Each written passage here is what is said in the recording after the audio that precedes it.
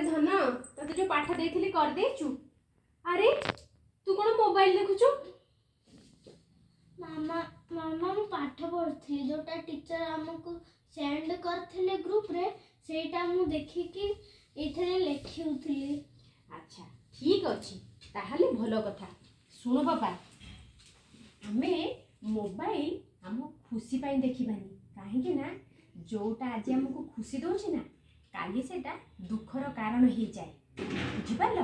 तेणु मोबाइल रे हमको सब प्रकार इनफॉरमेशन मिले। आमे जदि मोबाइल रु ज्ञान अर्जन करिबा ज्ञानटा आम ठार केही भी नहीं पारिबेनी।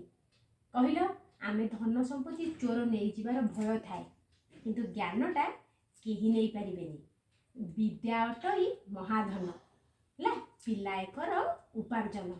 आमे विद्या को सब बेले ग्रहण करिबा हैला आ निज मन को आयत्तर रखिबा। जी निज मन को आयत्तर रखिछि से दुनिया रे जीति जाइछि।